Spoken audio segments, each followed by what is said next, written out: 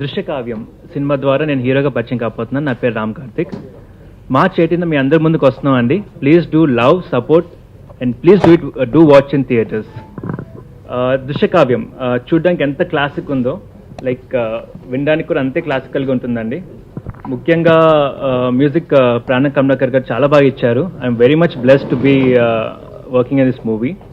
And ముఖ్యంగా చెప్పుకోవాలంటే దృశ్యకావ్యం title మాకు చాలా బాధ్యతలు పెంచేసాయండి.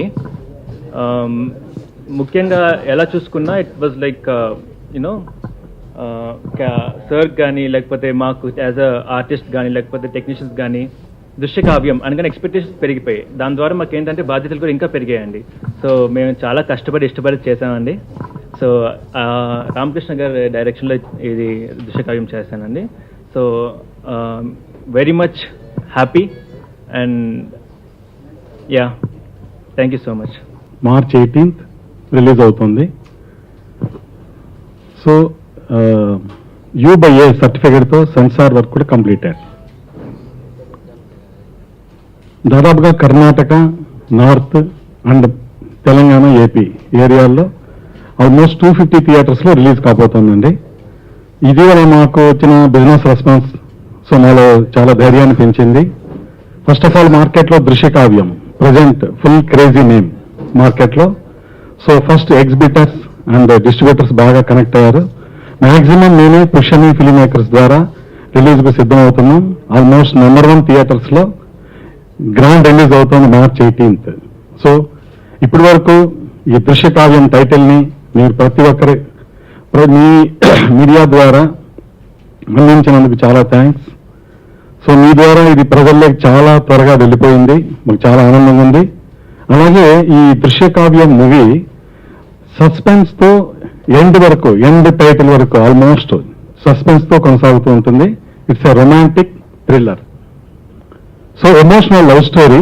ఇందులో దాదాపుగా ఇప్పటి వరకు మేము ట్రైలర్స్లో ఎక్కడ రిలీజ్ చేయని అంశం కూడా ఇందులో ఉంది. That is called heart touching subject. ఇప్పటివరకు ఎక్కడ రివీల్ అవ్వలేదు. ఆల్మోస్ట్ 18th మార్నింగ్ షో తోటి క్లియర్ అవుతుంది. ప్రతి ఒక్కరికి బాగా నచ్చేలాగా తీసిన చిత్రం. టైటిల్ ఎంత అద్భుతంగా ఉందో మూవీ కూడా అంతకన్నా అద్భుతంగా ఉంటుంది.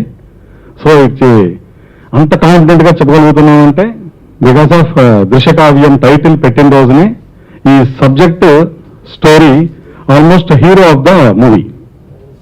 ఇందులో ముఖ్యంగా మన ప్రాణం కమలాకర్ గారు బాగా సబ్జెక్టుకి దగ్గరయ్యారు. కనెక్ట్ అయ్యి తన హృదయంతో తన ఊపిరి ద్వారా ఫ్లూట్ ఒక ప్రత్యేకమైన ఆకర్షణ.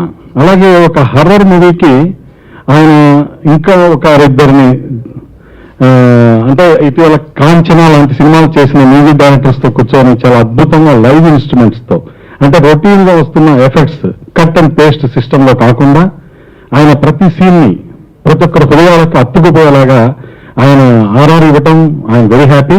I'm thankful to him. ఇది స్వయంగా నేను చెన్నైలో రికార్డింగ్లో చూశానండి. ప్రతి ఒక్క ప్లేయర్ ద్వారా నెంబర్ ఆఫ్ టేక్స్ తీసుకుంటూ లైవ్ ఇన్స్ట్రుమెంట్స్తో ఒక అద్భుతమైన సంగీతాన్ని ఈ చిత్రం ద్వారా అందించారు. సో ఇది ఒక ప్రత్యేకమైన ఆకర్షణ.